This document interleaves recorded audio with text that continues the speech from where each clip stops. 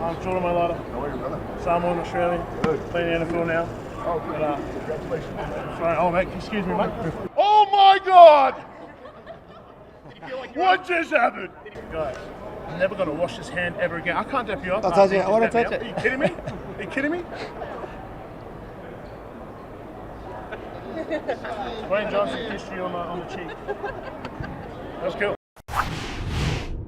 Armchair Experts, Radio Row, Jordan Mailata in the house. Hey man, The Rock annoying you? You're good, man. The Rock just rolled up and wanted to have a chat. I don't even know how to speak English anymore. I don't even want to wash his hand. I'm just playing. Man, that was awesome. I think, just want to get the exposure, get someone as famous as The Rock and, as down to earth as he is. He was gracious enough to bless us with a couple minutes of his time, and yeah, that was awesome. Now, it seems like that you might be related, because you did call him uncle, but that was the way to get him across, right? Yeah, it was, Australians always do the whole uncle thing, so I thought, why not call him uncle and see what happens, and he walked over. And his entourage, biggest entourage we've had here today on Radio Row. I tell you what, that was a big entourage. I was like about 30 people, being exaggerated, but man, that was awesome. That was a good moment. Hey, a little different this year, of course, on Radio Row rather than preparing for the big game. And how do you find these type of things? Because we don't necessarily see the festive and the unbelievable intensity attached to a game of sport like we do here compared to Australia. How do you find all of this? It's another day, another dollar. Another day, another dollar. You just you got to. I think being here for the last 6 years, you kind of understand the gravity of the situation that the NFL has, the platform that they have, and so you just understand that these things come and they go. So they come. It might feel like they're here for a long time, especially this week, but once it's over, it's over. So you just got to cherish those moments. Now, just quickly. You guys. But we have to ask. Yeah. We do have to ask. You were in the team hotel this time last year preparing for the big game. And at 11-1, it looked like we're going back there. And there's plenty of Eagles fans in Australia. Can you give a little insight to what happened in the last month and a half?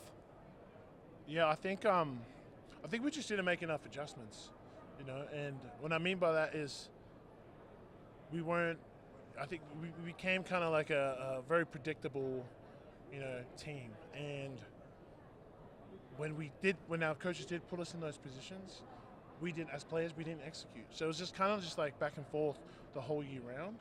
It's just like we're going back and forth with inconsistencies at both playing level and coaching level. And when you have that formula, you're doomed. Like you got to be able to execute as a player. Mm-hmm.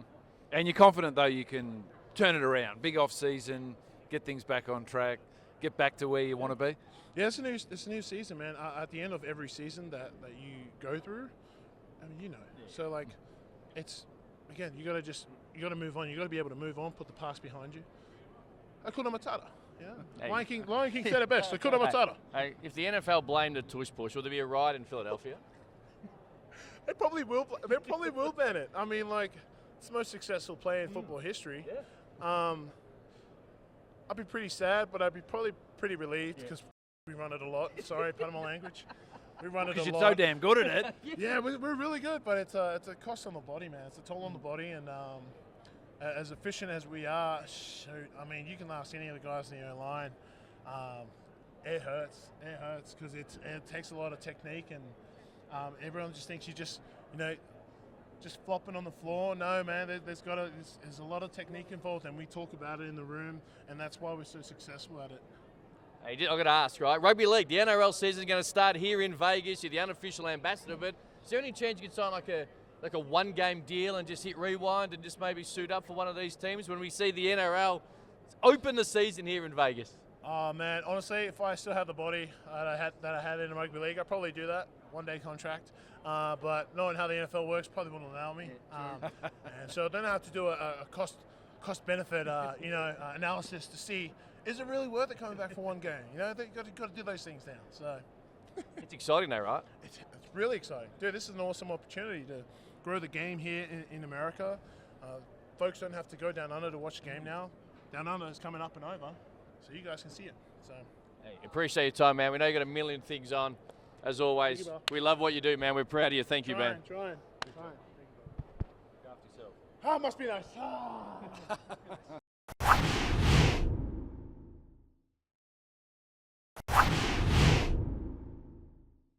Armchair Experts here in Vegas, Radio Row, and we don't just bump into NFL superstars, sporting royalty and superstars, and Tim Tszyu in the house, mate. March 30. This is all great now, but March 30, it's all going to be about you, man. How you feeling?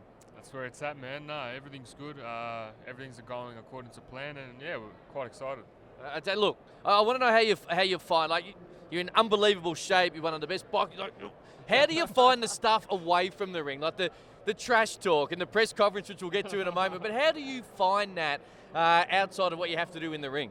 You know what? Now, it's all fun. It's all fun and games. I know what I possess in the ring, so when you talk a little bit of smack and you can back it up, it's good fun. But so the fight's in Vegas. Yeah. Are you living in Vegas now, preparing? So are you like the Chiefs and the 49ers right now, living out of town, away from all the distractions? Like, what's it like living? No, it's good, man. Vegas for me is quite peaceful, you know. Like many people, it'd be the opposite for me. Vegas is it's peace and quiet. We live in a little home in Henderson, so it's beautiful.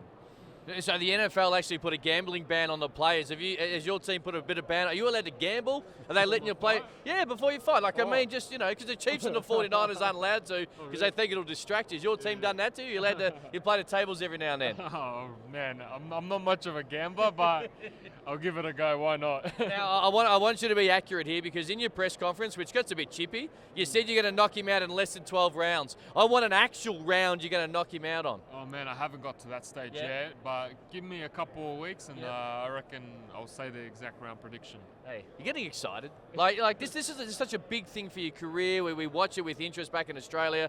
You're on the cusp of being a superstar in all sports, not just boxing in Australia, but transcending sport. Are you getting excited now? Like, March 30 is close. It's pinch yourself moment, man. You dream of this as a young kid, you know. Little Aussie kid coming all the way to Vegas to headline T-Mobile Arena. It's history-making things, you know. I was saying back home, they should be making it a public holiday the next day after, you know. It's going to be that big. March 30, public. You want a national public holiday or just Victoria? We're Victorians, so national public holiday. Mate, they dish out public holidays for a lot less nowadays, so it's on. BG, anything else for the big fella? Yeah, well, see, a lot of our Armchair Experts fans, a little bit more my generation, a little older than you. When I grew up, there was a boxer called Costa Tszyu. Tell us about your old man. What's he doing now? What influence has he had on your career? Yeah, Dad lives in Russia now. He's just living a low-key life. He's gone from rock star, superstar to just living a nice, humble life, you know, now, which good on him.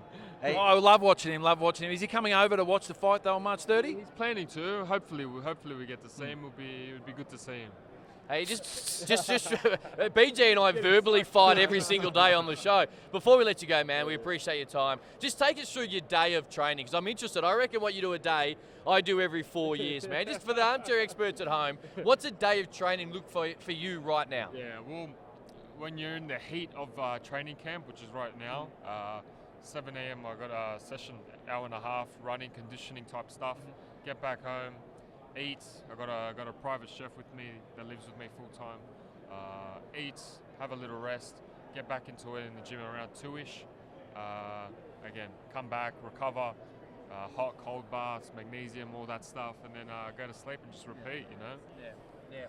Yeah. That's why he is on the cusp of being a boxing superstar, and I'm about 10 kilos overweight. I had Macca's on the way in. Don't get near it, man. Don't get near it. Hey, man, we're proud of you. Good luck for March 30, and keep representing, man. Appreciate it. Tim Tszyu, superstar on the Armchair Experts.